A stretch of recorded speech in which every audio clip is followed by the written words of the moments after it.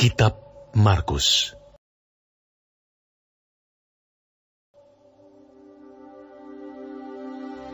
Inilah permulaan Injil tentang Yesus Kristus, Anak Allah.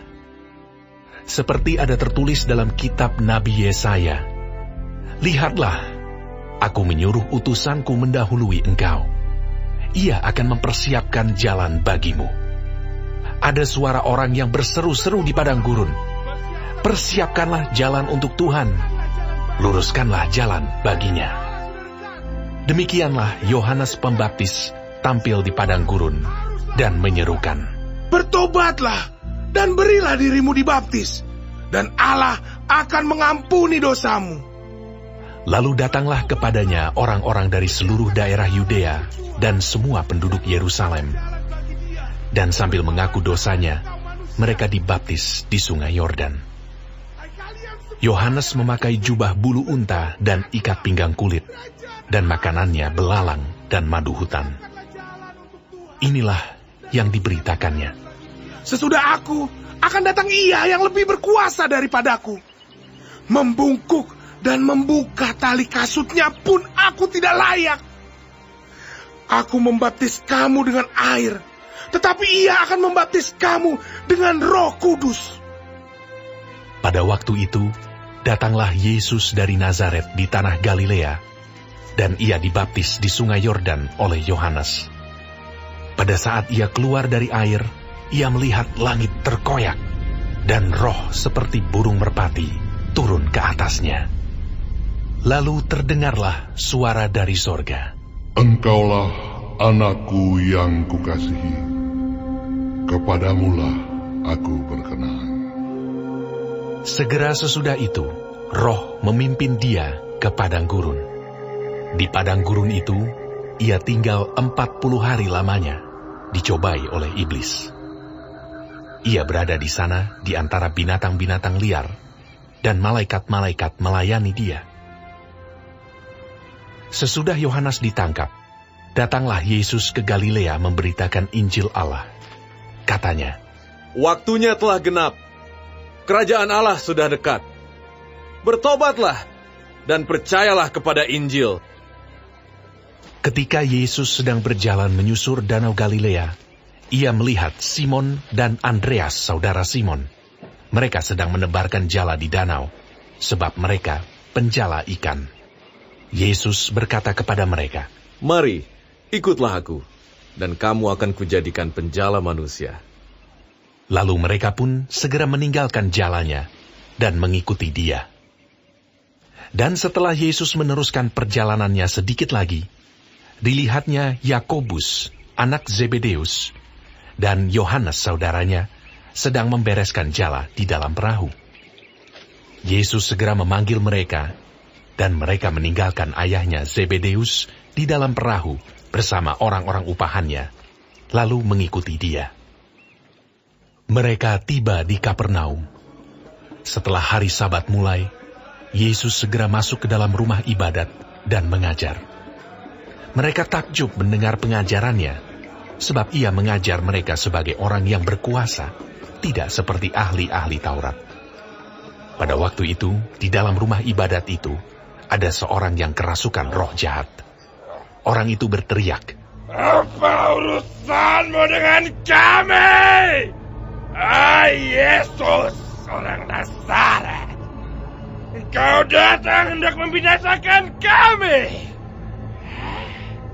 Aku tahu siapa engkau, yang kudus dari Allah." Tetapi Yesus menghardiknya, katanya, "Diam! Keluarlah daripadanya!" Roh jahat itu menggoncang-goncang orang itu, dan sambil menjerit dengan suara nyaring, ia keluar daripadanya. Mereka semua takjub, sehingga mereka memperbincangkannya. Katanya, "Apa ini? Suatu ajaran baru. Ia berkata-kata dengan kuasa. Roh-roh jahat pun diperintahnya, dan mereka taat kepadanya." Lalu tersebarlah dengan cepat kabar tentang Dia ke segala penjuru di seluruh Galilea. Sekeluarnya dari rumah ibadat itu, Yesus dengan Yakobus dan Yohanes pergi ke rumah Simon dan Andreas. Ibu mertua Simon terbaring karena sakit demam. Mereka segera memberitahukan keadaannya kepada Yesus. Ia pergi ke tempat perempuan itu, dan sambil memegang tangannya, ia membangunkan dia, lalu lenyaplah demamnya. Kemudian perempuan itu melayani mereka. Menjelang malam, sesudah matahari terbenam, dibawalah kepada Yesus semua orang yang menderita sakit dan yang kerasukan setan. Maka berkerumunlah seluruh penduduk kota itu di depan pintu. Ia menyembuhkan banyak orang yang menderita bermacam-macam penyakit dan mengusir banyak setan. Ia tidak memperbolehkan setan-setan itu berbicara, sebab mereka mengenal dia. Pagi-pagi benar, waktu hari masih gelap, ia bangun dan pergi keluar. Ia pergi ke tempat yang sunyi dan berdoa di sana. Tetapi Simon dan kawan-kawannya menyusul dia. Waktu menemukan dia, mereka berkata, "Semua orang mencari engkau." Jawabnya, Marilah kita pergi ke tempat lain, ke kota-kota yang berdekatan, supaya di sana juga aku memberitakan Injil, karena untuk itu aku telah datang. Lalu pergilah ia ke seluruh Galilea dan memberitakan Injil dalam rumah-rumah ibadat mereka dan mengusir setan-setan. Seorang yang sakit kusta datang kepada Yesus, dan sambil berlutut di hadapannya, ia memohon bantuannya. Katanya, "Kalau engkau mau, engkau dapat mentahirkan aku." Maka tergeraklah hatinya oleh belas kasihan, lalu ia mengulurkan tangannya, menjamah orang itu, dan berkata kepadanya, Aku mau, jadilah engkau tahir. Seketika itu juga, lenyaplah penyakit kusta orang itu, dan ia menjadi tahir. Segera ia menyuruh orang itu pergi, dengan peringatan keras. Ingatlah, janganlah engkau memberitahukan apa-apa tentang hal ini kepada siapapun. Tetapi pergilah, perlihatkanlah dirimu kepada imam, dan persembahkanlah untuk pentahiranmu persembahan, yang diperintahkan oleh Musa, sebagai bukti bagi mereka. Tetapi orang itu pergi memberitakan peristiwa itu, dan menyebarkannya kemana-mana, sehingga Yesus tidak dapat lagi terang-terangan masuk ke dalam kota. Ia tinggal di luar, di tempat-tempat yang sepi. Namun orang terus juga datang kepadanya dari segala penjuru.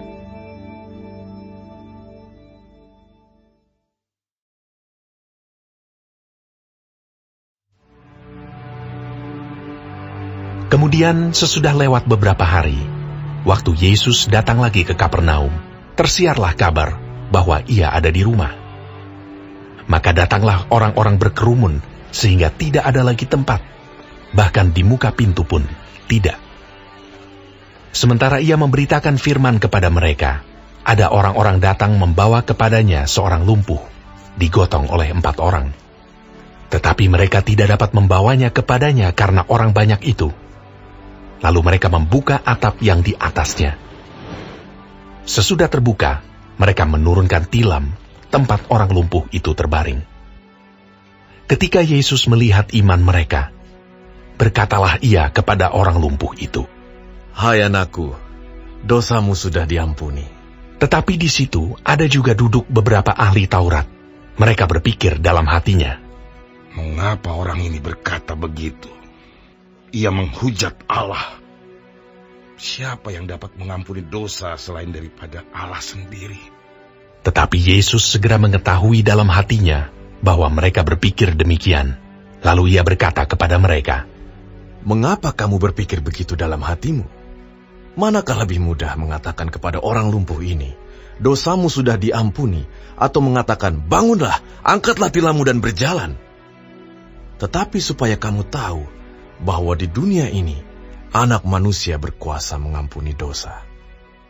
Berkatalah ia kepada orang lumpuh itu, Kepadamu kukatakan, bangunlah, angkatlah tempat tidurmu, dan pulanglah ke rumahmu.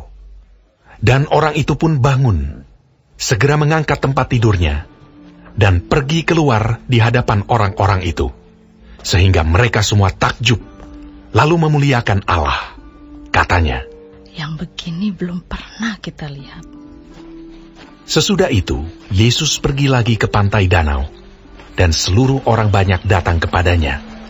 Lalu ia mengajar mereka. Kemudian ketika ia berjalan lewat di situ, ia melihat Lewi, anak Alfeus, duduk di rumah cukai. Lalu ia berkata kepadanya, "Ikutlah aku." Maka berdirilah Lewi, lalu mengikuti dia. Kemudian ketika Yesus makan di rumah orang itu, banyak pemungut cukai dan orang berdosa makan bersama-sama dengan dia dan murid-muridnya, sebab banyak orang yang mengikuti dia. Pada waktu ahli-ahli Taurat dari golongan Farisi melihat bahwa ia makan dengan pemungut cukai dan orang berdosa itu, berkatalah mereka kepada murid-muridnya, "Mengapa ia makan bersama-sama dengan pemungut cukai dan orang berdosa?" Yesus mendengarnya dan berkata kepada mereka, "Bukan orang sehat yang memerlukan tabib, tetapi orang sakit. Aku datang bukan untuk memanggil orang benar, melainkan orang berdosa." Pada suatu kali ketika murid-murid Yohanes dan orang-orang Farisi sedang berpuasa, datanglah orang-orang dan mengatakan kepada Yesus, "Mengapa murid-murid Yohanes dan murid-murid orang Farisi berpuasa, tetapi murid-muridmu tidak?" Jawab Yesus kepada mereka, "Dapatkah sahabat-sahabat mempelai laki-laki berpuasa, sedang mempelai itu bersama mereka? Selama mempelai itu bersama mereka, mereka tidak dapat berpuasa. Tetapi waktunya akan datang mempelai itu diambil dari mereka, dan pada waktu itulah mereka akan berpuasa. Tidak seorang pun menambalkan secari kain yang belum susut pada baju yang tua, karena jika demikian, kain penambal itu akan mencabiknya. Yang baru mencabik yang tua, lalu makin besarlah koyaknya. Demikian juga tidak seorang pun mengisikan anggur yang baru ke dalam kantong kulit yang tua, karena jika demikian, anggur itu akan mengoyakkan kantong itu, sehingga anggur itu dan kantongnya dua-duanya terbuang.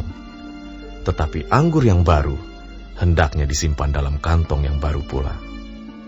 Pada suatu kali, pada hari Sabat, Yesus berjalan di ladang gandum, dan sementara berjalan murid-muridnya memetik bulir gandum.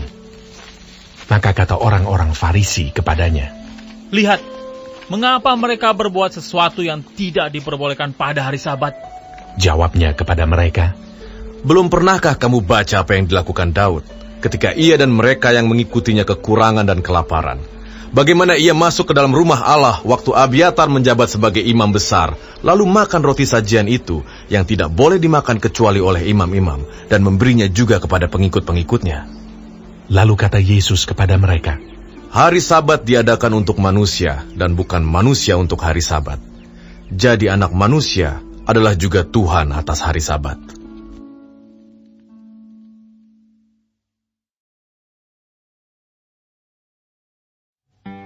Kemudian Yesus masuk lagi ke rumah ibadat.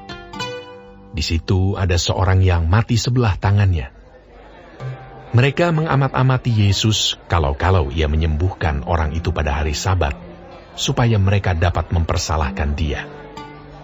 Kata Yesus kepada orang yang mati sebelah tangannya itu, "Mari, berdirilah di tengah." Kemudian katanya kepada mereka, "Manakah yang diperbolehkan pada hari Sabat? Berbuat baik atau berbuat jahat? Menyelamatkan nyawa orang atau membunuh orang?" Tetapi mereka itu diam saja. Ia berduka cita karena kedegilan mereka, dan dengan marah ia memandang sekelilingnya kepada mereka. Lalu ia berkata kepada orang itu, "Ulurkanlah tanganmu." Dan ia mengulurkannya, maka sembuhlah tangannya itu. Lalu keluarlah orang-orang Farisi dan segera bersekongkol dengan orang-orang Herodian untuk membunuh dia. Kemudian Yesus dengan murid-muridnya menyingkir ke danau, dan banyak orang dari Galilea mengikutinya, juga dari Yudea, dari Yerusalem, dari Idumea, dari seberang Yordan, dan dari daerah Tirus dan Sidon datang banyak orang kepadanya, sesudah mereka mendengar segala yang dilakukannya. Ia menyuruh murid-muridnya menyediakan sebuah perahu baginya karena orang banyak itu, supaya mereka jangan sampai menghimpitnya. Sebab ia menyembuhkan banyak orang, sehingga semua penderita penyakit berdesak-desakan kepadanya, hendak menjamahnya. Bila mana roh-roh jahat melihat dia, mereka jatuh tersungkur di hadapannya dan berteriak, "Engkaulah anak Allah!"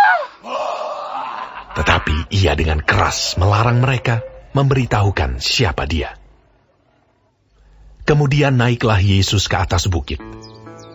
Ia memanggil orang-orang yang dikehendakinya, dan mereka pun datang kepadanya. Ia menetapkan 12 orang untuk menyertai dia, dan untuk diutusnya memberitakan Injil, dan diberinya kuasa untuk mengusir setan.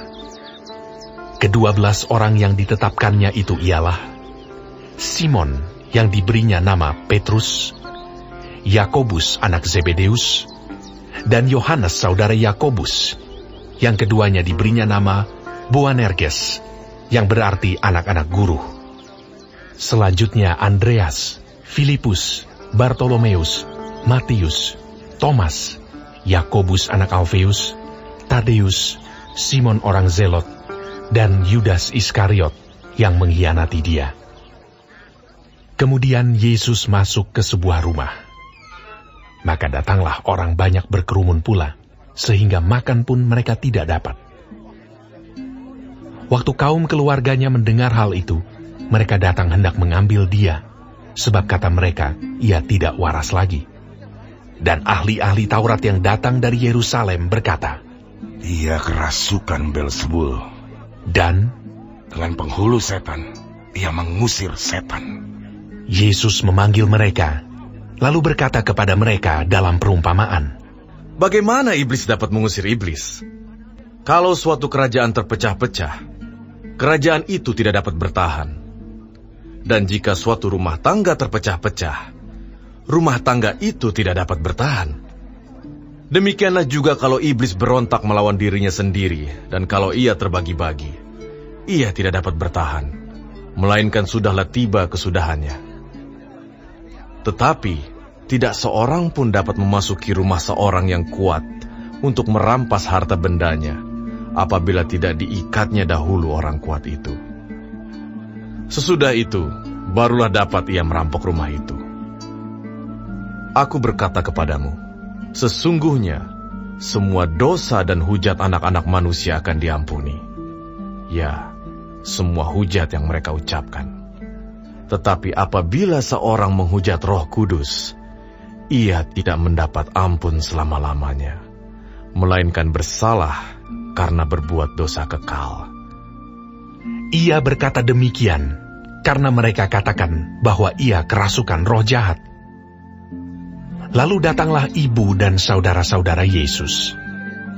Sementara mereka berdiri di luar, mereka menyuruh orang memanggil dia. Ada orang banyak duduk mengelilingi dia. Mereka berkata kepadanya, "Lihat, ibu dan saudara-saudaramu ada di luar dan berusaha menemui engkau." Jawab Yesus kepada mereka, "Siapa ibuku dan siapa saudara-saudaraku?" Ia melihat kepada orang-orang yang duduk di sekelilingnya itu dan berkata, "Ini ibuku dan saudara-saudaraku. Barang siapa melakukan kehendak Allah, dialah saudaraku laki-laki, dialah saudaraku perempuan, dialah ibuku."